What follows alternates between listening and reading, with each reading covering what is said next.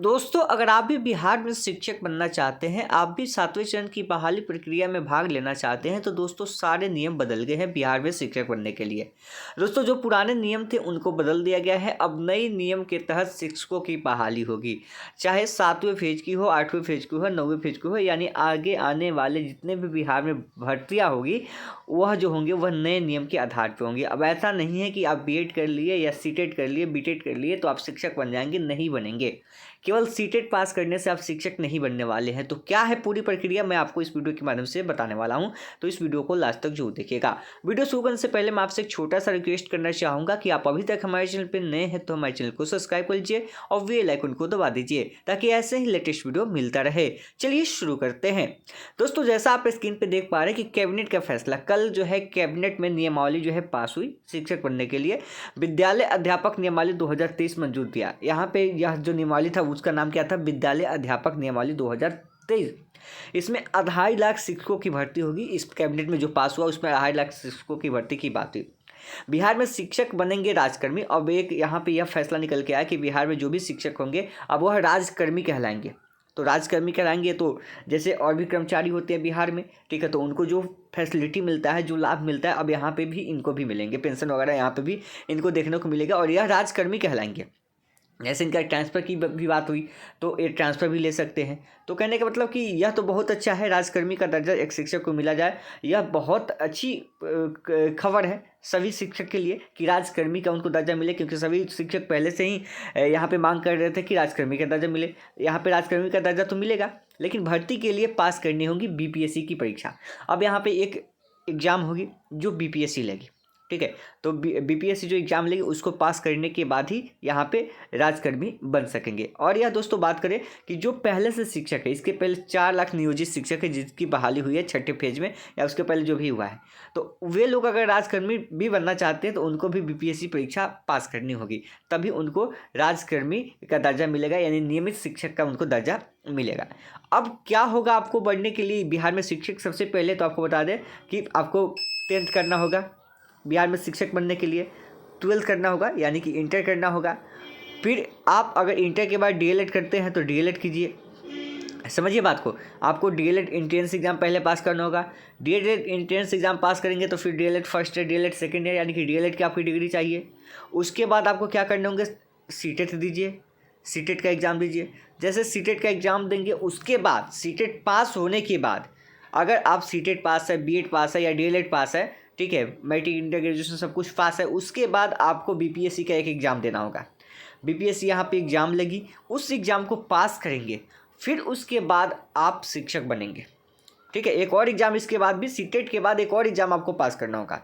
अभी उसमें भी कन्फ्यूजन निकल के आ रही है कि कहा जा रहा है कि सब एग्ज़ाम पास करने के बाद भी क्या होगा, आपका 10th का नंबर जुटेगा, 12th का नंबर जुटेगा, फिर ग्रेजुएशन का नंबर जुटेगा, डीएलएड का या बीएड का नंबर जुटेगा। तो फिर से बात वहीं पे आके रुकती है कि अगर आप बीपीएससी के एग्ज़ाम को भी क्वालिफाई कर लेते हैं तो भी आपकी जॉब जो है सिक्योर नहीं है कि आप जॉब में भाग लेंगे ही।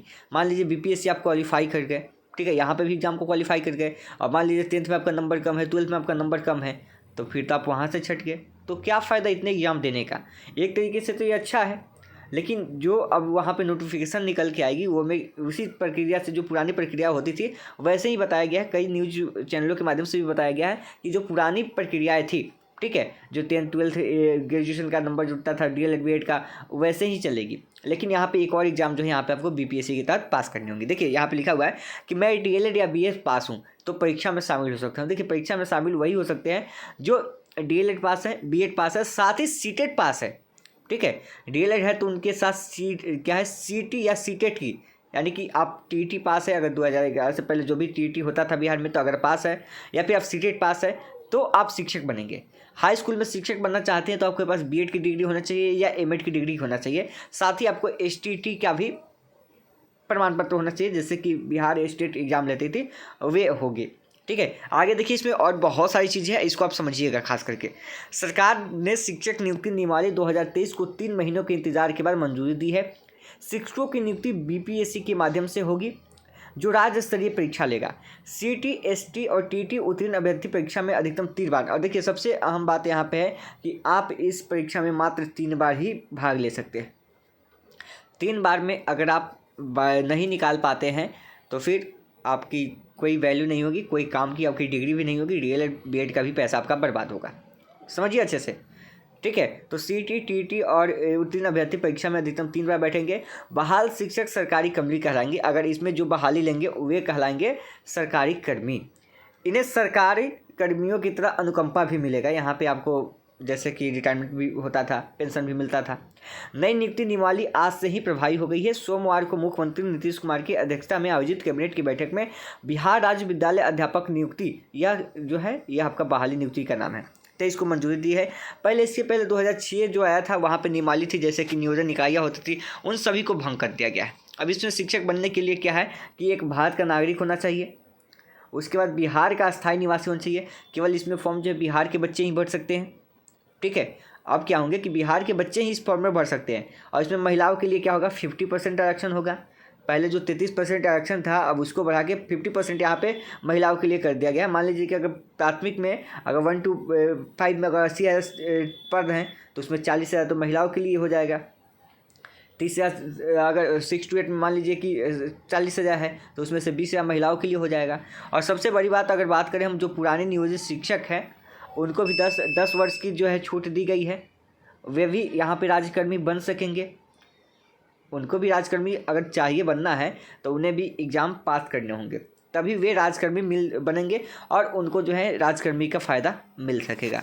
तो एक तरीके से कहें तो एग्ज़ाम तो ठीक ठाक है, कोई दिक्कत नहीं है, लेकिन फिर भी इसके बहाली को लेकर अभी तक बहुत सारी इसमें कमियां भी है, जो कमियां दूर होनी चाहिए, ठीक है। तो इसमें आप समझिए, अगर आप बिहार से शिक्षक बनना चाहते हैं तो इतनी सारी चीज़ें आपके पास होनी चाहिए। अगर नहीं है तो यहाँ पे मात्र आपको 3 बार ही मौका दिया गया है। यहाँ पे देखेंगे तो मात्र आपको 3 बार भी आपको क्या दिया गया है, देना है, ठीक है। और यहाँ पर देखिए, मैं ये और लिखा है कि मैं पटना या किसी खास जिला में शिक्षक बनना चाहता हूँ तो मेरिट के आधार पर चॉइस मिलेगा। बीपीएससी केंद्रीय के तरीके से आवेदन लेगी। आवेदन में जिला का चॉइस देना होगा। अधिक अंक आने पर प्रथम चॉइस के आधार पर जिला आपको मिल जाएगा। ये चीज़ है, ये चीज़ आप देखेंगे यहाँ पे। अब देखिए आगे क्या होगी नहीं होगी। अब आगे तो ये भी सुनने में आ रहा है कि 60-40 भी लगेंगे, ठीक है। उसकी प्रक्रिया तो आपकी विज्ञप्ति में होगी। जो शिक्षा मंत्री कहे थे कि हम एग्ज़ाम लेंगे, एग्ज़ाम भी ले रहे हैं, वे तो यहाँ तक इंटरव्यू की भी बातें कर दिए थे। देखिए आगे आगे क्या होता है। यानी कि कहें तो बिहार में शिक्षक बनना अब आईएएस बनना कठिन हो गया है, ठीक है। जितना आप शिक्षक के पीछे भागेंगे उतना आप आईएएस के पीछे भागेंगे, तो आपकी वहाँ भी होने की संभावनाएं हैं। अब डिसाइड आपको करना है कि आपको बिहार से बीएड करना है, नहीं करना है, बिहार में शिक्षक बनना है, नहीं बनना, आपको डिसाइड करना है। चलिए, वीडियो अच्छा लगा हो तो लाइक कीजिएगा। वीडियो को पहली बार देख रहे हैं तो चैनल को सब्सक्राइब कीजिएगा, वीडियो को शेयर कीजिएगा ताकि और भी स्टूडेंट इसका लाभ उठा सके। तो केवल आप समझ गए कि अब सीटेट से काम नहीं चलेगा। सीटेट तो पास होना ही चाहिए, फिर बीपीएससी जो एग्ज़ाम लेगी उसको पास होना अनिवार्य है। चलिए, मिलते हैं नेक्स्ट वीडियो में। धन्यवाद।